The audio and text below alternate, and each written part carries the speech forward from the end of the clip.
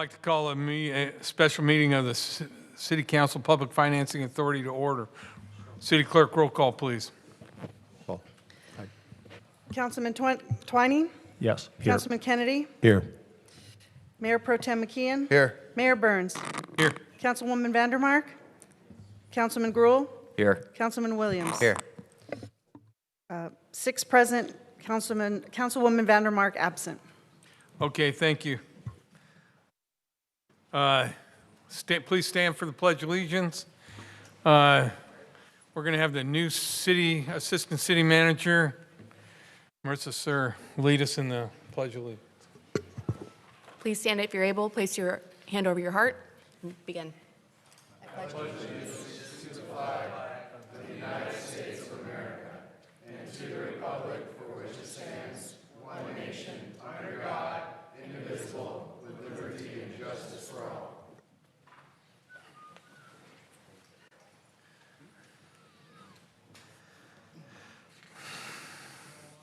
All right, City Clerk, do we have anybody signed up to speak? Yes, Mayor, we have 13 people signed up to speak. Okay. But we also have supplemental communication. Okay. For item number 25780, we have 11 emails received regarding the proposed possibility of an artistic expression of freedom and free speech mural memorializing Charlie Kirk. That it? All right. Proper decorum at City Council meeting is imperative in order for the public to remain informed about issues pertaining to the city business. The public comments portion of the meeting is an opportunity for the public to be heard and address those issues in a public forum. Disruptive behavior, impeding or delaying our ability to conduct the City Council's business will not be tolerated. California Penal Code Section 403 prohibits disrupting this meeting, and enforcement action will be taken for violations of this law. At this time, the City Council will receive comments from members of the public regarding topics included on the special agenda. Individuals wishing to provide a comment may do so in person by filling out a request to speak form delivered to the city clerk. All speakers are encouraged but not required to identify themselves by name. Each speaker may have up to 3 minutes unless the volume of speakers warrants reducing the time allowance. Please note that the Brown Act does not allow for discussion or action on topics that are not on the agenda. Members of the public who would like to speak directly with a council member on an item not on the agenda may consider scheduling an appointment by contacting City Council's administrative assistant at 714-536-5553 or emailing the entire City Council at city.council@surfcity-hb.org. Okay, City Clerk, just call everybody up. We'll give each person a minute, and let's get going. You want more? Okay, 1 minute. Yeah, it's a good one, though. Speakers, please approach the podium when you're called. Line up. Tooney Chatterjee, Charles Jackson, Patricia Pappas, Mr. Amory Hanson, Judy Morris, Sonia Beal, Ann Palmer, David Reinerson, Wendy Rincon, Kathy Haas, Gorge Washington, Chris Reaney, Bethany Webb, B. Channel. Can I start? You tell me. Yes, please. Okay, my comment is quick. I speak as somebody who represents hospitality in Huntington Beach. We have a really vibrant hospitality community, which means that we cannot be a divisive town. We are a purple town at our heart. We don't follow global, federal politics like that. We surf, we have a good time, we spend money at restaurants and bars, and unfortunately this memorial is so violent. It depicts violence that happened on a college campus. It's a family that's mourning, still grieving. It's just an ugly thing to have in this cool surf town that we all pay taxes in, we live in, and we raise our children in. It perpetuates a harmful narrative about Huntington Beach that harms our hospitality community. And unfortunately, it doesn't send the right message. Although the art that I've seen has been beautiful, it doesn't send the right message for Huntington Beach. And I'm concerned as a citizen. I don't want any more drama in this town. I want people to visit and spend their money here. I know one thing we all agree is we love Huntington Beach. All right, thank you. Next speaker. Honorable Mayor and councilors, appreciate you making HB the best-run city. 46-year resident in November. I'm very happy to support the creation of a freedom and free speech mural memorializing and celebrating the life of Charlie Kirk. Many of our youth residents of all ages and visitors will need a place to honor their ideas of their great hero and mentor, Charlie Kirk. This is a turning point for many of our young people. Please form the ad hoc committee. Thank you for always standing strong together. Thank you. Next speaker. Thank you, Mr. Mayor. My name is Mr. Amory Hansen. I'm speaking tonight in support of item 1, the mayor and Councilman Gruhl and Williams item to create a free speech mural. The freedom of speech for all plays a vital role in effective governance and free society. Justice William O. Douglas once said, quote, the standard of what offends the common, quote, the common conscience of the community, end quote, conflicts with the command of the First Amendment, end quote. I urge the council to assert its support for freedom of speech by authorizing this mural to be painted. Once again, I urge a yes vote on item 1. Thank you. Thank you. Next speaker. This is Huntington Beach. There is no statue or mural of Ronald Reagan. At least he was a Californian. Charlie Kirk didn't live here. Okay, he rarely came here too. We don't need a mural of Charlie Kirk. After school shootings, we are cautioned to let emotions calm down. But on the other hand, think of all those statues of Lenin, Stalin, and others that were pulled down after the fall of their regime.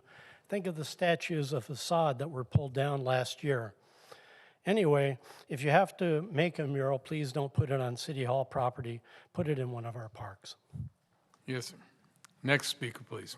Hi, I'm here to acknowledge and support the ongoing efforts of our mayor, city council staff, and volunteers to manage, improve, and beautify our city. The premise of a memorial to celebrate our freedoms, including free speech and honoring Charlie Kirk, is a good one, especially in a center that is a center for free speech and discourse. However, I'm not a fan of outdoor installation art unless it was planned when the space was built. And the reason for that is I've fought long and hard for open spaces, blue skies, and uncluttered streets.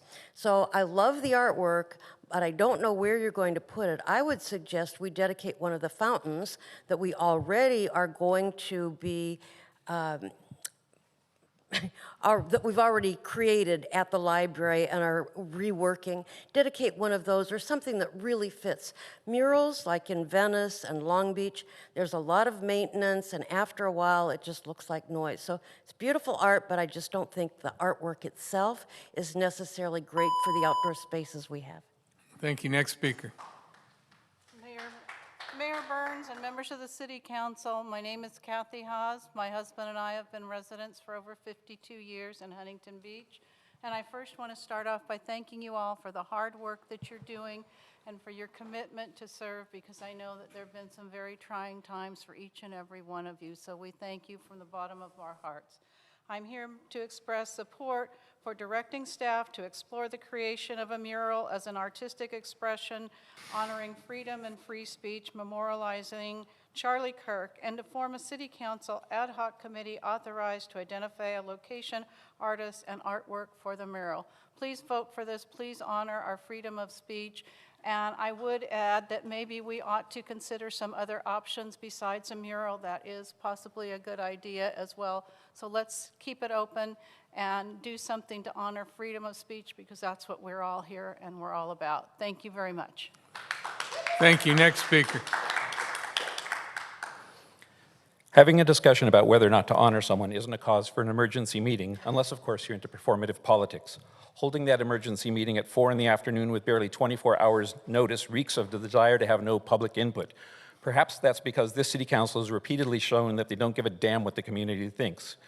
Typically, the honor of being enshrined in the public square is reserved for people the vast majority agrees are heroes deserving of that treatment.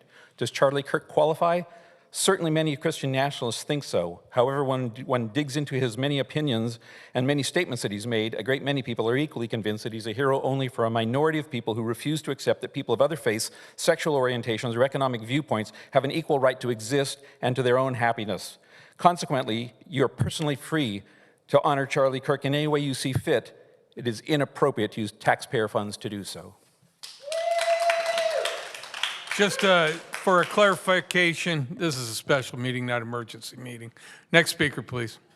Okay, we're here to discuss the idea of having a mural for honoring freedom and free speech while memorializing Charlie Kirk. Doing any sort of artwork to express an abstract concept goes right into allegorical, and it's hard to do that, and they usually do not age well. There aren't that many people that are interested in 18th century classical revival art these days, and that's all allegorical. Now, as for Kirk, he did not honor free speech in his life. He was a fraud. He said he was a debater, but he took students, trapped them into false arguments, and yelled at them until they gave up. That's not a debate. That's an ambush for clickbait. We as Americans can do better, and furthermore, taking a popular figure for a divisive minority political position and turning them into a saint, that's not American. That's the kind of things that communist Russia does. Next speaker.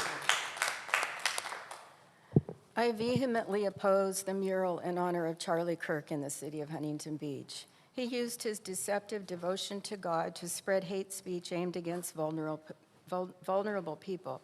His distorted, limited idea of freedom, which excludes certain people, is touted by the current regime on the federal and local level.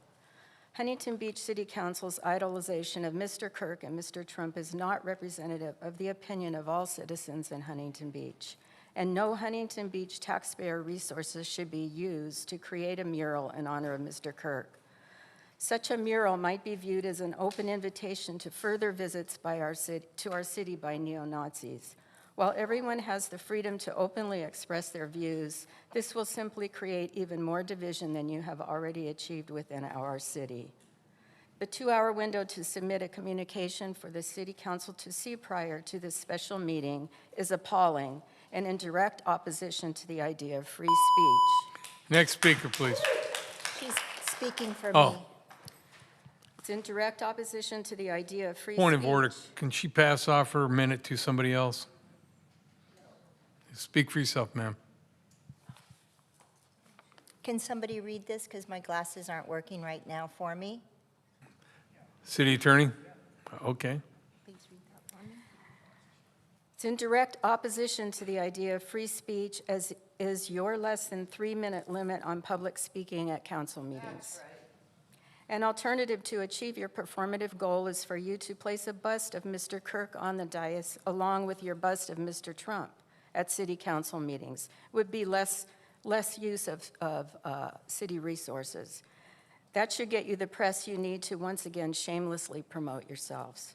Your hypocrisy and ability to sow division within our city never ceases to amaze and disappoint. Next speaker. I have 15 or 30 seconds. I just want to say that I agree with, maybe you want to honor him to some level. Maybe, how about next to a mega plaque? It would go well together with you guys because it doesn't represent everybody who lives here. And I didn't appreciate the time frame that we were allotted to do this today. Next speaker. Wendy Rincon. This mural is a disgraceful idea. Let's call it what it is, a blatant attempt to turn our public walls into partisan propaganda. Charlie Kirk did not unite this community, he divided it. His rhetoric fueled culture wars, targeted vulnerable people, brought extremists out of the shadows, and now you want to immortalize him as a symbol of freedom. That is not freedom, that is political adultery. You know what this mural will do? It will deepen the wounds in this city. It will be a rallying point for hate groups who already exploited his death. It will make Huntington Beach a national punchline known for its beauty and for its people, but also elevating a figure of division. With 1 minute, there is no level of shame that you guys will ever feel. You drag us down here. You could have waited until next Tuesday, but instead you had to make a special meeting for this. Ridiculous. Next speaker. So you want to put up a mural to express freedom and freedom of speech, huh? That is the height of hypocrisy, as you limit the speech of your constituents to 60 seconds. Pat Burns, you moan and groan about the number, in fact, physically pained to listen to your residents speak.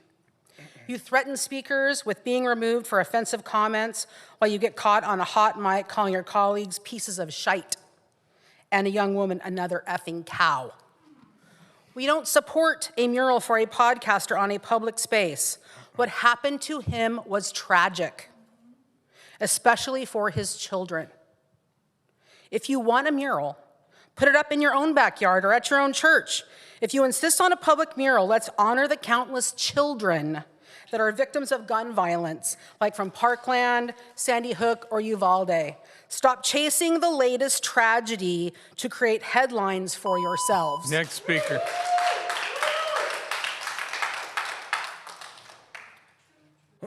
So the cultural Marxist that Charlie Kirk combated with his voice and his free speech is the same type of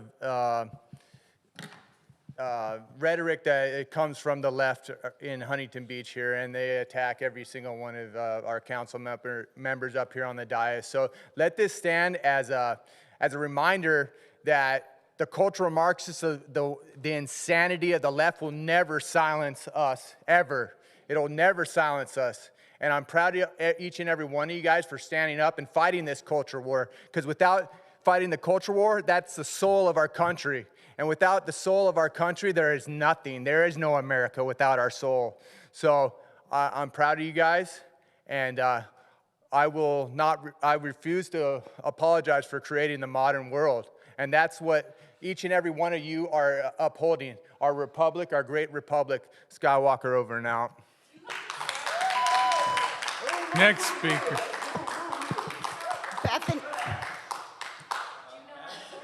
Ma'am, please don't interrupt the meeting. Next speaker. Bethany Webb, anti-fascist, daughter and sister and friend to gun violence victims. I want to address the lie that has been perpetrated that everybody on the left is celebrating an act of gun violence. I've spent the last 14 years using every time I had a chance to speak out against gun violence. My family was devastated by gun violence.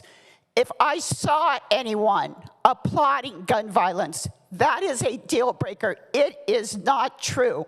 There is a difference between not mourning the death of someone who was not a good human and celebrating the way in which they were murdered. So stop, again, trying to separate us with your lies that we were celebrating that.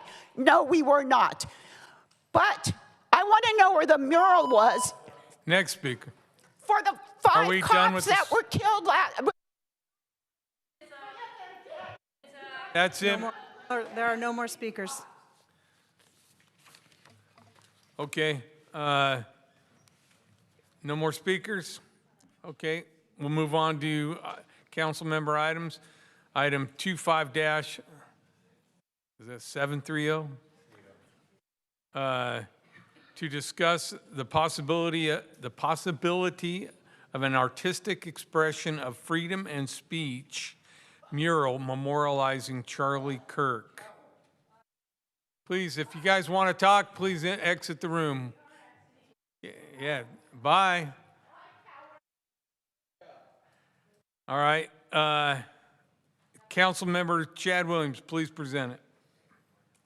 Okay, if we could pull up the first slide there, Shannon. Sorry, there we go. You guys got me? If we could pull up the first slide. This is just a handful of photos that came from the vigil that took place the previous Sunday before on the 14th. And this was something that really came together at the drop of a hat. And so I think this is representative. I asked a lot of the folks here if we can go to one of the next slides here just to kind of get an idea of how many folks are there. It's a shot from Pier Plaza. CBS News is reporting. Next slide. You can see the pier in the background just loaded with folks shoulder to shoulder. Next slide. And then this was really, I think, the inspiration that started it. There was a woman that began to paint a mural there on the spot, and it was very powerful and moving. And I began to ask people in that large crowd what they thought about the possibility of maybe doing something like this to memorialize not only Charlie, but it's a memorial really to free speech, a reminder that this is one of the core values of what it is to be an American, and we shouldn't be robbed of such things. We can go back to the next slide. Next slide just kind of shows a larger, the crowd shot again. But what happened on September 10th, it was unbelievably tragic, and I hope that we all can agree on that. An innocent man was murdered. You know, that was somebody's baby boy, still their baby boy. Such a young man, 31 years old. That was somebody's husband. That was the father of 2 children. And why did they do it? I mean, he's so gifted. The knowledge, his retention, his ability to regurgitate information. Why did they do this to him? He offered a microphone to those that disagreed with him. And this happened here in America. And these are the types of things that should not be happening. And so somehow somebody was able to rationalize, they were able to conceive in their mind that this man is so evil, he is so bad, he is such a fascist that I would be doing my country a service if I end his life with a bullet. How did we get here to this place in America? I've been overseas in places that are vile and violent, where I've seen men that have been ambushed and dismembered and their cell phones taken off of their bodies, and pictures of them be taken from their own cell phones as these terrorists go through their contacts and find their wives in the contacts, and then text message from the husband's phones these dismembered bodies. These are the types of things that happen in places where you are not free to express yourself because violence is used to suppress that freedom. And so I see doing a mural, a memorial, this as so much bigger than just a memorial to Charlie Kirk. It is a reminder. And so just by way of reminder, this is a core American value. It will be a visible representation of that freedom. It's a symbol that will stand against the use of violence or intimidation to try and shut down free speech. Americans should be full of courage to speak in the face of intimidation. Suppression through fear has no place in America. It's also an artistic expression of freedom that really makes all artistic expression possible. How could you express yourself without freedom? And so this in itself is a foundational, fundamental expression of free speech, the freedom of expression. We're celebrating the ability to express all types of other values. And it also has educational and generational impact. You know, I think most of us here in the room or maybe watching right now remember exactly where they were during 9/11, you know, what they were doing, how they felt when they heard the news. It leaves an impact. And it really hit this last 9/11 following this tragedy with Charlie Kirk. I speak to a group of young adults, college students, and none of them were alive at the time when 9/11 had happened. You know, none of them were around at that time to remember what it was like. And what I learned on 9/11 when that happened was really a gratitude and appreciation for the freedoms that we have. You know, I was a 16, 17-year-old kid at the time. For the first time, I really woke up and realized, wow, freedom is not free. There are those that are willing and wanting to take those freedoms away. And so that was the seed thought that initially led to me wanting to live for something bigger and greater than self. But now we have a generation that's coming up that wasn't around during those days of 9/11, just like some of us weren't around, you know, during the days of Vietnam. And what happens is we run the risk of forgetting. And there is that proverb that goes, you know, that a nation or a people that forgets its past is doomed to repeat its mistakes.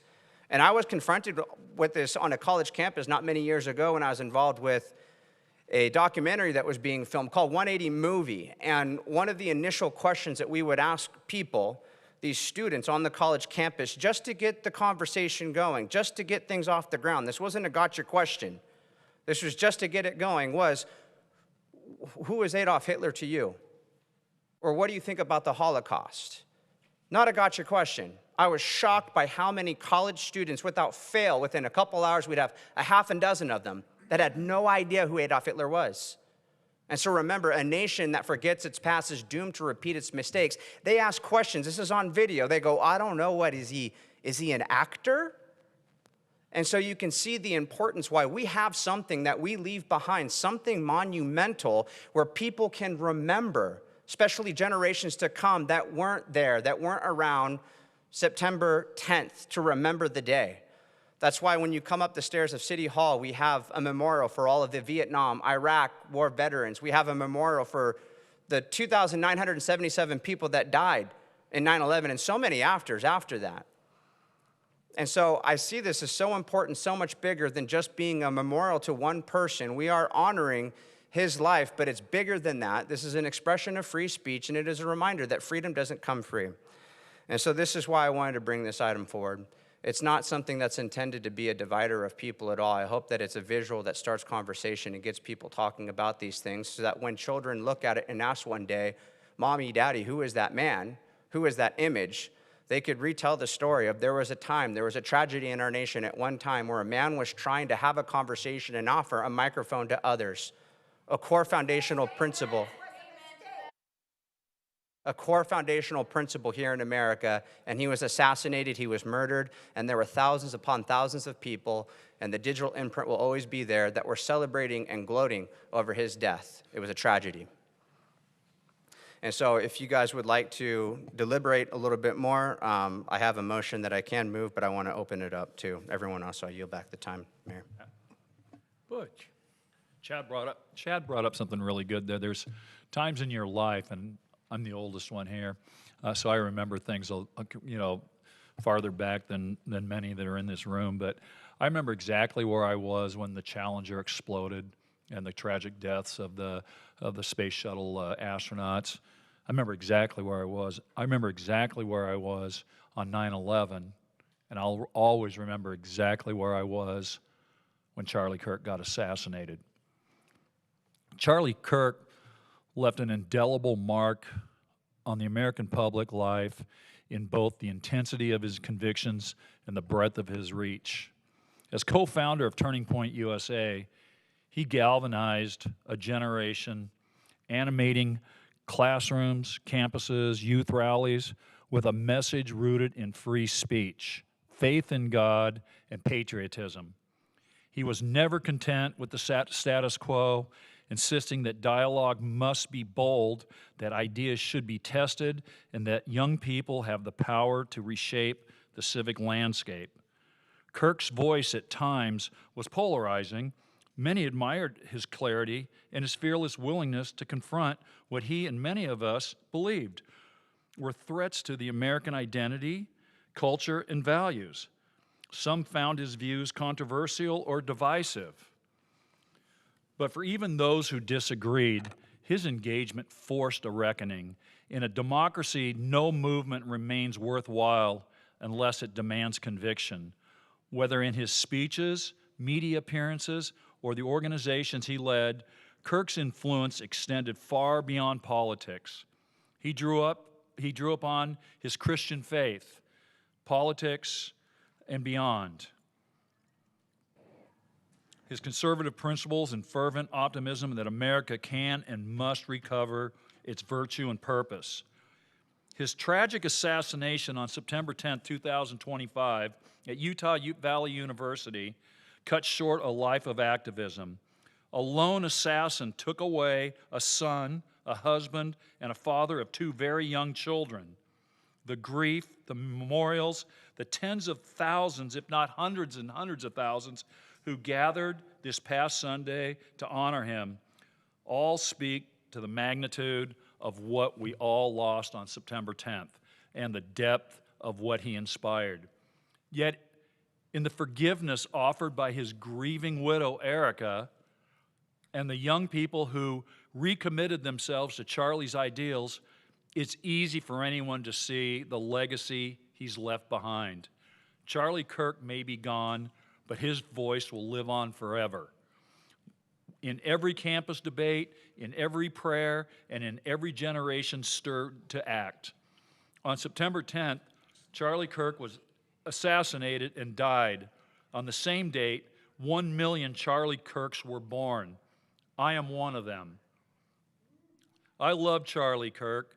I will endeavor for the rest of my life to live like Charlie Kirk, to be the best husband, father, and grandfather I can be. Please, people? Yeah, bye-bye. Okay, that's And you're like in hospitality? I don't want to go where you are. Get out of here.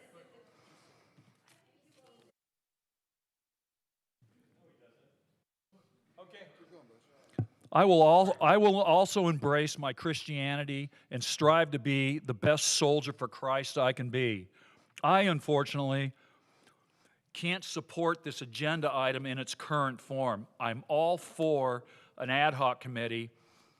My mind remains open to discussing ways that we can honor Charlie Kirk and those incredible voices before Charlie who also promoted peaceful and respectful engagement and debate.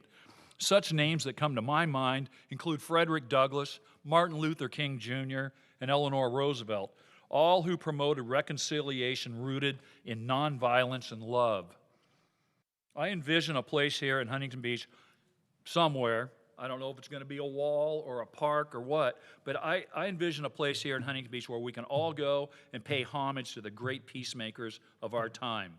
And I just want to point out, I see my friend Melissa Murals up there in the crowd, and she put together the most incredible picture, and she sent it to me. Well, she painted it, and it's Charlie Kirk standing, holding two microphones, one for him and one whoever wants to debate him. He wasn't shutting anybody's voices out. He wanted to hear them. And that's what I think that we have to get back to here in Huntington Beach and our country. And the guys are up there shaking their heads no. No, we have to engage with each other, and we have to engage civilly and respectfully. Thank you. Ma'am, ladies, please, don't interrupt again or leave. Go ahead, Don. Thank you, Mayor. Just wanted to touch on a couple of points. Me personally, being at the end of the baby boomer generation, old, I've never seen one human mobilize so many different generations around his common principles, the common principles of so many. Faith, Jesus, open debate, freedom to speak, freedom to debate. So in that context, in my lifetime, and I've been around through many great people, I've never seen one human being, again, mobilize so many people across so many different generations. That's my first observation. Secondly, no matter how great the person, no matter how great the person, I think we witnessed it in the COVID era, that even some of our greatest Americans who were memorialized with statues, a gentleman said something about it'll get ripped down. For whatever reason, there's certain aspects of people that will destroy anything and everything if they don't agree with it, and that's just not the American way. You can disagree, but you don't need to destroy if you don't agree. Third, the size and the scope of the project, if it was to come to fruition, have not even yet been defined, and the hope might even be that there's not one taxpayer dollar expended to bring this to light. Regarding representing all sitting on the dais, I do my best to represent all, but let's face it, there is no way to represent all because there is never a way to ever complete a unanimous consensus. So with that said, the representation of all is a false premise. It sounds good on paper, but it's not achievable. So we have to make decisions based on what we think is best for the city at this period of time. I have just a quick video, if Corbin, is it ready to play? It's just a couple of minutes. The only reason I wanted to show it, it's Charlie Kirk answering a couple questions, but it really shows the basis for all the constitutional aficionados and how we formed our great country, the basis of where Jesus Christ lied back in the founding fathers' days. So go ahead, Corbin. remember that we were a collection of states and colonies. Can you turn it and up? You need to read the state constitutions before anything else. 13 out of 13 required a declaration of faith. 9 out of 13 required you to be a Protestant, except Maryland, which was Catholic, which still required a declaration of faith. Every single one of the original state constitutions, Pennsylvania included, they had, I profess Lord and Jesus Christ as my Lord and Savior in the original state constitutions. Secondly, 55 out of 56 of the original signers of the Declaration were Bible-believing, church-attending Christians. You asked about common law. So common law is inherited from Blackstone, who was Christian.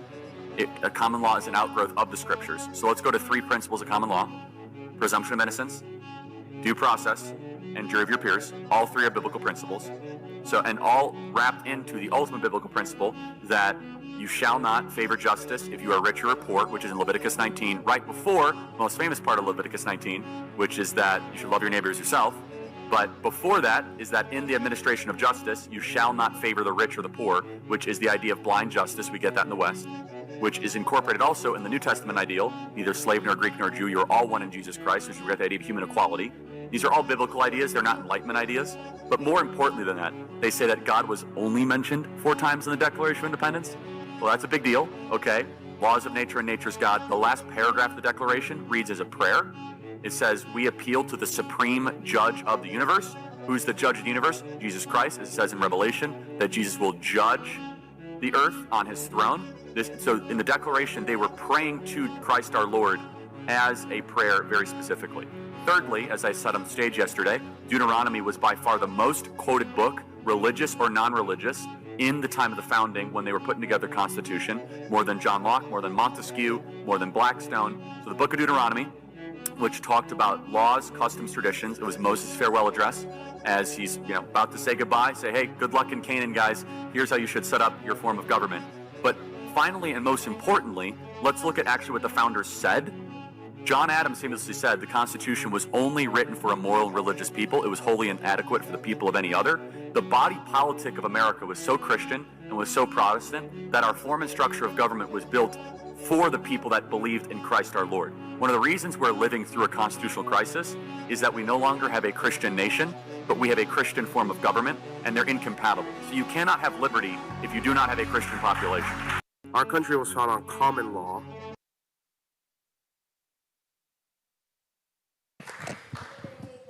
The problem with some people is that the reason they may disagree with Charlie is he had such command of his ability to recall, and his belief in Jesus Christ was so strong that his frame of context is always going to be based around the principles of Jesus Christ. So anybody who doesn't believe that right off the bat during a debate will not have the opportunity to really overcome him, because he can cite things so quickly that are factual or drawn from the Bible. And that's why he was not only a great debater, but he was a very fair man. But we are a competitive nature, and when we lose something, even a debate, we might frame our perspective of a person or an opponent differently because maybe we felt like we lost. All I can say is he is a polarizing human, and if you were to govern by general consensus, I would say he stands in favored status by more than 50 plus 1% of the United States. So by general consensus, I would say he stands in the favor of the majority. With that said, I will be supporting the ad hoc committee to move forward, and God bless America. Okay, so I'm actually trying to look at everything through a positive lens. So I actually saw a lot of positive things here, even in the midst of everybody's visceral reactions, both positive and negative. So there were a few things. Number one, I'm proud of Huntington Beach for not being one of those cities where people come up in public comment and say disgusting things about his death. Actually, everybody who spoke against this did say and talk about what a tragedy it is, and I'm glad that we can all kind of have that alignment on moral compass. I'm not going to use my time to kind of pontificate specifically on Charlie Kirk's viewpoints. My other co-counsel people have already done so. Like I said, and like Don said, so a common refrain is kind of unity in decision. The reality is we're humans. We're always going to disagree. We could be talking about, a stick on Main Street, and somebody would argue with me about whether or not it's a branch and not a stick. I mean, there's really never going to be alignment, but how can we find some sort of common ground? So everybody supports kind of freedom of speech and freedom of expression. Perhaps it's a different character in which they feel as if that's being represented, and they feel as if Charlie Kirk isn't the right representation of that character. So let's put that aside. That's obviously a central disagreement. One of the things that I heard everybody talk about is the use of private funds. I think that that's something that we should consider here as we kind of reshape this. I do think that we should just procure private funds. We should not be using any city funds for this or public funds. We do want to be able to, I've always been an advocate of removing government from these conversations, and that's one way in which we can do it. The second piece, I think, of contention, once again, moving away from the reaction to the character, but the conversation that we're having, is the mural element. I know I've spoken to other residents since this was announced, and they gave me some stories about just the inability for the city to agree upon certain elements of murals in the past, which were issues, non-controversial issues. So we should consider perhaps expanding this, whether it's maybe a plaque or maybe it is something outside of the mural piece. I think the ad hoc committee, that's something that we should be looking at, taking the public's input into consideration in that regard. And then obviously the location. The location is going to be a key point of this. And we really need to be particular about the way in which we position and center this. So those are kind of the three big points that I'm looking at this through, in trying to find some form of consensus and being sensitive to everybody's emotions and feelings regarding the subject. But ultimately, the expression and the celebration of freedom of speech and everything that we believe that Charlie Kirk stood for, and as you've seen in many of the videos, is the centerpiece of what we're trying to do right now. It just happens to be in a moment in time in which this is it's amplified by virtue of what we've seen over the past week.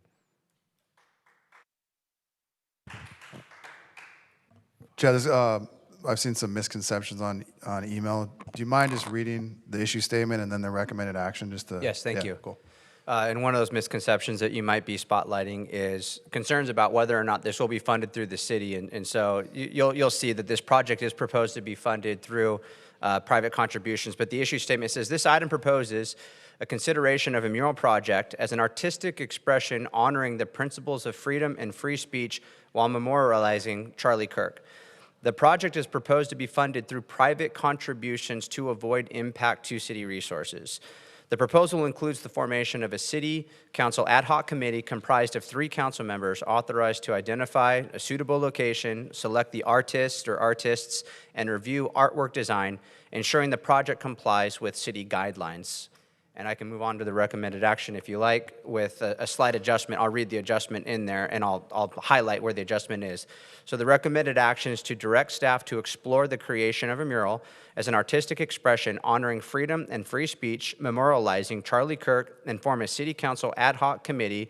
And then I'm going to suggest comprised of Mayor Burns, Councilman Gruhl, and myself, Councilman Williams, to be authorized to identify a location, artist or artists, and artwork for the mural. And then some people had asked, why not a monument, why not a plaque? So I just want to have the flexibility here, so I'm going to add this language, and or monument and plaque. So that would be the recommended action. Chad, do you mind if I make one more tweak? I was talking with Andrew about it. When you guys are doing this exploring, can you also look at other, I guess, additional locations, like both on like private and public property, to maybe do like additional artistic, whether it's murals or dedications to other, as Butch mentioned, maybe like national and like local people as well. I mean, you guys are already doing the work, so it'd be good to kind of identify like all options. I mean, I've had, and also really work with multiple artists if we can, but I've had requests recently from people to get involved in doing some murals in town, whether it's on like a little utility box or something like that. So I thought if you guys are doing this exploration, it'd be cool to maybe identify like multiple locations and maybe do some other cool like artistic murals or whatever. So as far as locations goes, everything's on the table. As far as artists, we're not nailed down to one. I was thinking of the possibility of collaboration with multiple artists to pull this off. And then I think there might be a point of order that City Attorney can hear him talking about. I just would suggest we bring it back to Cool. council for final approval. Perfect. Yeah, it went for final approval, but just my thought is, because I know there's been some concerns from the community, but other options as well, or maybe additional murals for other figures. So that'd be kind of cool to once you guys are doing this exercise. Yeah, I like it. My only, I'm supportive of this, of course, but it's not direct staff to explore the creation of a mural. Let the ad hoc committee create it, try to leave staff out of it, and when necessary, include staff in some of the planning. They work with staff. Yeah, work with staff to do this, but really let the ad hoc committee do the work and kind of keep staff that way. Again, city funds are not involved, and to keep plaque an option. But Right. that's Okay, so we could fix that by just simply adding the first two words. Instead of direct, we can add work with staff. And so if you like, I could read the recommended action, I think, as then suggested. So recommended action would be work with staff to explore the creation of a mural as an artistic expression honoring freedom and free speech, memorializing Charlie Kirk, and form a city council ad hoc committee comprised of Mayor Burns, Councilman Gruhl, and myself, Councilman Williams, to be authorized to identify a location, an artist or artists, and artwork for the mural and/or monument or plaque. And return to council. And return to council for a final vote. I'll second that. Anybody else? Okay. City Clerk, please call a roll. Calling the roll for recommended action as amended, bring back to council with an updated recommended action. Councilman Twining. With those amendments, yes. Councilman Kennedy. Yes. Mayor Pro Tem McKeon. Yes. Mayor Burns. Aye. Councilman Gruhl. Yes. Councilman Williams. Yes. Item passes 6-0-1. Okay. With that, I'll make the motion to adjourn the meeting. Do I have a second? Second. Second. The next regular scheduled meeting of the Huntington Beach Council, City Council, Public Financing Authority is Tuesday, October 7th in the Civic Center Council Chambers, 2000 Main Street, Huntington Beach, California.